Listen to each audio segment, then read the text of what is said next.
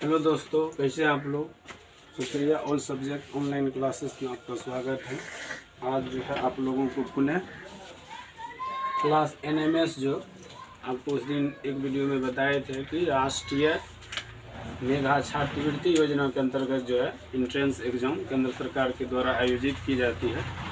तो उसी में जो है उस दिन हम केमिस्ट्री का कुछ पॉइंटवार क्वेश्चन बताए थे और आज यहाँ पे देखिए लिखा हुआ है NMMS जीव विज्ञान यानी कि बायोलॉजी का जो है कुछ महत्वपूर्ण क्वेश्चन आपको बताने जा रहे हैं टॉपिक वाइज, जो कि एग्जाम में पूछे जा सकते हैं। तो यहाँ पे देखिए मैंने लिख दिया है परीक्षा उपयोगी तथ्य, इसको बिंदुवार भी ले सकते हैं। ठीक है, पहला है जिस जीव को आँखों से नहीं देख सकते हैं उसे सूक्ष्म जीव कहा जाता है। सूक्ष्म जीव कहते हैं या कहा जाता है, मतलब कहने का हुआ कि हम आँखों से देखने का मतलब क्या हुआ, जब हम उसको नंगे आँखों से नहीं देख सकते। ये जो है आपका जैसे नग्न, अगर हम इसमें यंत्र लगा लेंगे किससे देख सकते हैं, माइक्रोस्कोप से देख सकते हैं।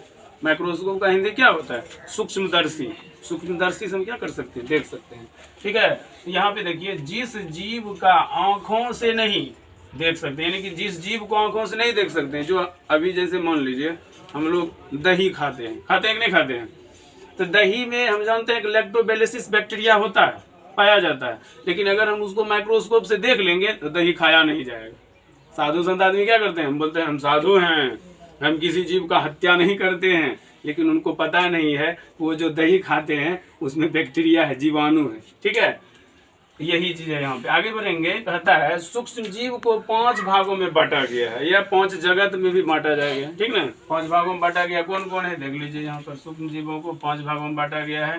पहला है जीवाणु, दूसरा है कवक, जीवाणु को अंग्रेजी में बैक्टीरिया बोलते हैं। ठीक ना, ये हो गया फंगस आपका, ये एल्गी शैवाल, और ये प्रोटोजोआ तो अंग्रेजी नाम हुआ, अंग्रेजी में लिखिए प्रोटोजोआ या हिंदी में लिखिए, बात एक ही है। आगे आपका विषाणु, जिसको हम बोलते हैं वायरस। विषाणु को क्या बोलते हैं, वायरस। जैसे कहता है कोई भी चीज में, आगे आप देखे होंगे जो घटना घटी, कोरोना वायरस घटी कि नहीं घटी, सब आदमी डर के मारे कौन सी लगा लिया था, जबिया, मास्क। ठीक है उसको जो कहिए, जैसे पहले के जमाने में किसको लगता था, वो सब जो क्या कहते हैं बैल सब जो ले जाता था नहीं जी, कि कोई चीज किसी का खा न ले उसको जबिया। और वैसे अभी देखिएगा जो नया में जो गाय या भैंस बच्चे देते हैं तो उसको मिट्टी नहीं खाए उसको क्या करता है, जबिया बना बना के लगा दिया जाता है। तो कोरोना वायरस से बचने के लिए क्या किया गया था, हम लोग मास्क का प्रयोग करते थे। ठीक है, आगे बढ़ेंगे। यहाँ पर देखिए मिट्टी को पलटने तथा पोला बनाने को जुताई कहते हैं। अब देखिए हम लोग जब खेत को बोलते हैं खेत जोत दीजिए, खेत जोता क्या होता है, हल लेकर के या फार लेकर के जो जोता जाता है उसको क्या कहता है, मिट्टी को उल्टाता पलटाता, यही ना जुताई जी। मिट्टी को जो है उलटने या पलटने की प्रक्रिया को, अब पोला को समझिए, पोला मतलब वह ढेला को पूरा जो है चूर चूर कर देता है। तो उसके लिए क्या होता है, चौकी पे कितना आदमी चढ़ जाता है। अब कौन सी आ गया है, रोटावेटर, तो इन बोलता है जी, वो पूरा गुंडी गुंडी कर देता है मिट्टी को, वही हुआ पोला बनाना। मिट्टी को पलटने तथा पोला बनाने को जुताई कहा जाता है।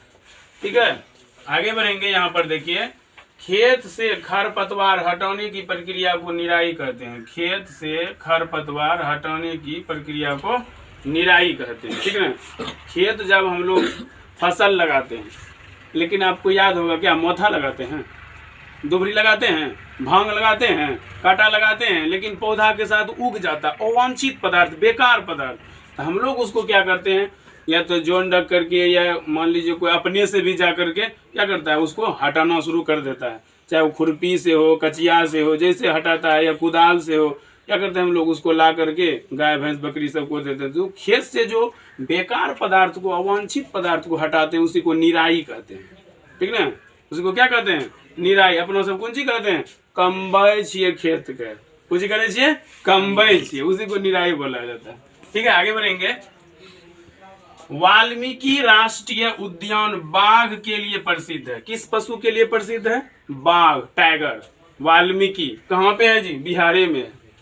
ठीक ना, उस बीच में उससे जो है ना कुछ आदमखोर जो है बाघ वगैरह सब निकल गया, जिससे आसपास के लोगों को जो है ना खा जाता था। तब बाद में जो है पशु विभाग, जो वन विभाग थे, उसको कैप्चर किया था।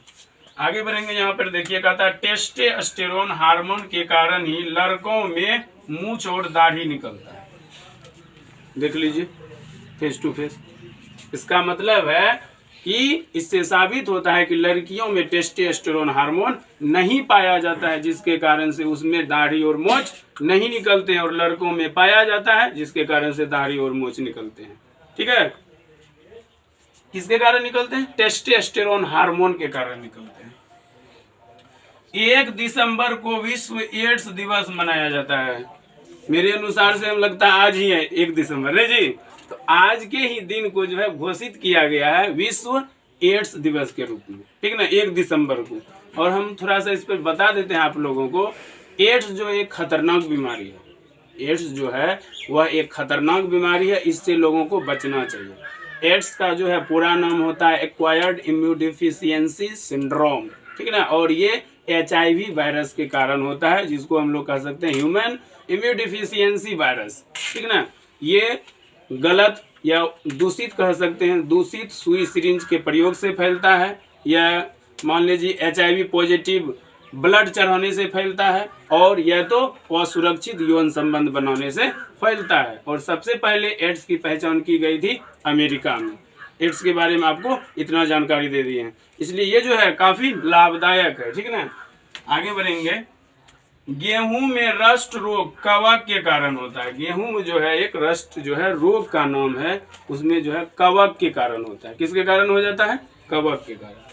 आगे बढ़ेंगे, यहाँ पर देखिए, जीवों में निरंतरता के लिए जनन आवश्यक है। अब मान लीजिए अगर आप नहीं समझ पा रहे निरंतरता किसको कहते हैं, अब देखिए जीवों में निरंतरता, अगर मान लीजिए एक पीढ़ी का जन्म हुआ, फिर दूसरे जैसे मान लीजिए आगे के भविष्य अगर बच्चे का जन्म नहीं होगा, क्या होगा? पीढ़ी क्या होगा? समाप्त हो जाएगा। वंश जिसको खानदान बोलते हैं क्या होगा? समाप्त हो जाएगा। इसीलिए जो है जनन जरूरी है।